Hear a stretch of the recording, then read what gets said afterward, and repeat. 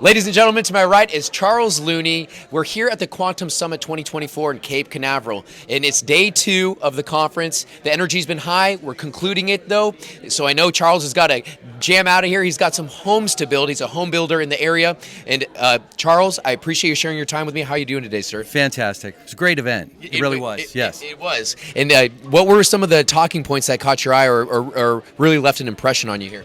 Well, I've been following these guys for a long time, so I know a lot about what they've spoke and what they back and what they understand's happening. Yeah.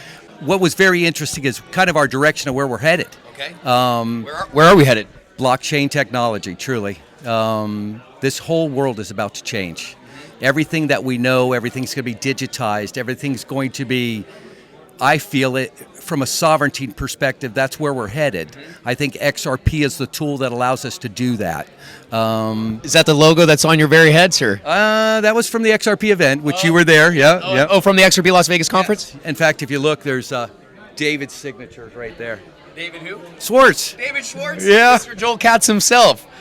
Did you have a good conversation with him while you were there? I did. I was actually right behind Mel when he was confronting him in the deal, to ask if he was the Satoshi Nakamoto. Yeah, that guy. Yeah. Which I don't believe that anyway. Yeah. Anyway. Do you believe that he was one of the originals? Yes, he was. There's no doubt about it. I think Jeb was also involved, maybe even Chris Larson. There was a gamut. It could be the other two, but I know those guys were involved. These were Ripple executives, is who you're naming off right now. I know that, yes, but they were there. Definitely they were there. You have to realize Schwartz developed blockchain technology and patented in '88. So come on. Ripple's been around a long time. Yes. We just are learning about it now. But this whole thing has been planned for a long time. I was privy to a lot of stuff in the beginning, kind of the wake-up call through this whole thing, where we were directed in certain areas of certain websites to go to that showed us a lot of stuff that was happening. A lot of that information then disappeared. You just had to retain what you learned back then, which I basically propagate to the new users and the new people that are coming in so they get some understanding of what's transpired. They get some background, they get some history, they understand what basically has happened. I think I do shed a lot of light in those aspects because I was around in the beginning. God led me that way. I truly do. I think I made a commitment with him. I realized they were telling us stuff back on the 3 days before the GameStop thing. What were they saying to us? Basically, buy XRP. It was more just an understanding of where we were going, and we were kind of being led by a user by the name of Whiplash 347. Okay. I didn't know if you wanted to go there, but anyway. Please. So, who is Whiplash 347? Do you really want me to tell you? Yeah. I think it's JFK Jr. Really? I do, and I do have some ties that would show that that's true. That's interesting because there was a gentleman here to speak today or at this conference, 107. Do you think that's the same man? I do, yeah. Why do we only see his boots? Well, you tell me, Charles. It comes from an old photo back in the 90s when JFK was in his apartment complex in New York, and he had his shirt off, and he was sitting on the couch, and he had his boots up on the table. And they took that picture, and all the girls would go, "Oh, it's JFK!" But it was very well known because of the boots. So that's why when we see him on Nino and Mel, we only get a shot of his boots because they're trying to let us know who that is. So you think he's still alive? I do. I think there's many people that are out there that are still alive and there's a lot of people that we think that are alive that are really gone. Do you mind giving an example? I think the elites are gone. I think they were taken out early on in this process. Like the Clintons? I think they're gone. Yeah. Really? If you understand what happened in the beginning, there was a guy by the name of Charlie Freak that did a documentary, and he showed us what transpired in the first 7 months of Trump's reign as far as being a president. And he went to all the countries. He went to the popes. He went to Saudi Arabia. He went to Jerusalem. He went all over.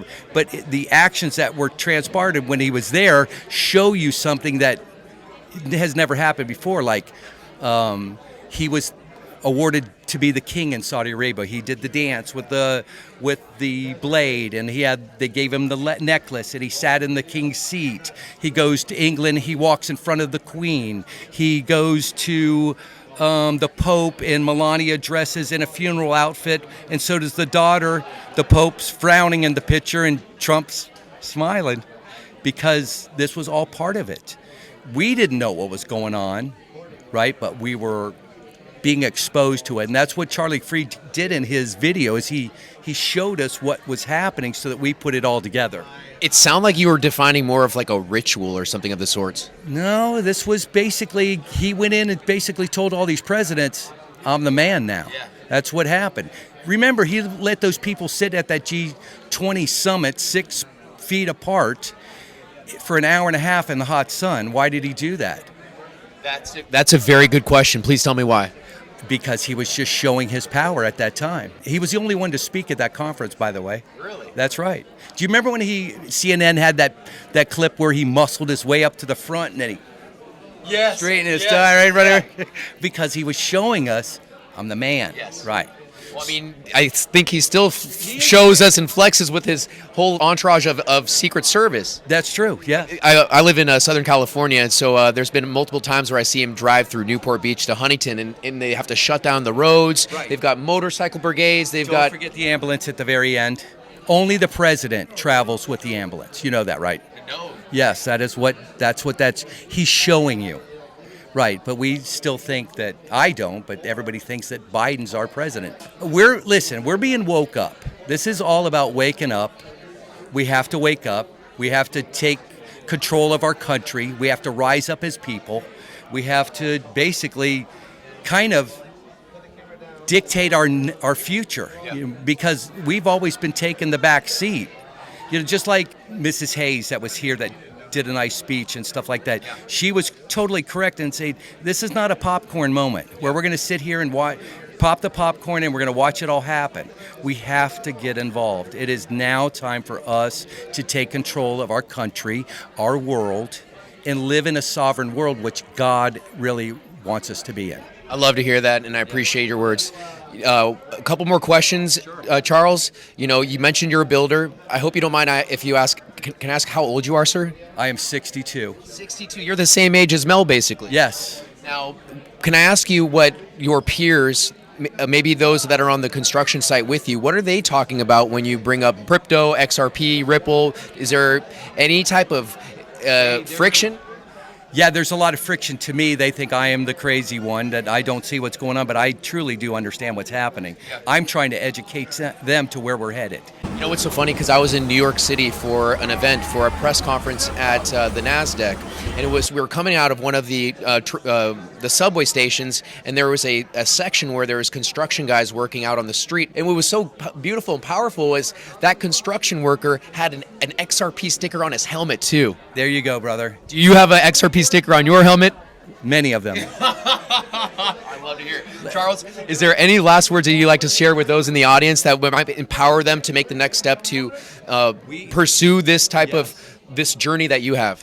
We have to take control. It is our time to rise up. It's what it's all about. They've been kind of mentoring to us to get to this point in life to where we do have to kind of take control, because we are providers of our own destiny. And in essence, we're the creators of our own destiny. That's true too, but we have to take control right now so that we don't get astray and let these people control us like they have for, truthfully, thousands of years. Yep. So, Charles, how can those in the audience connect with you if they want to learn more? Because I know that you mentioned you were one of the first guys here. I'm sure you have a lot of knowledge to share. I was back in the beginning before Telegram even happened and all of that. We were going to a place called Epoch Times, and where I kind of learned where to go was in the comments sections of the articles. Yes. And that's where I learned Code Monkey Z, Phil Godlewski, Whiplash 347, and those I started going to the YouTube sites and stuff like that, and then all that kind of got shut down because they were censoring.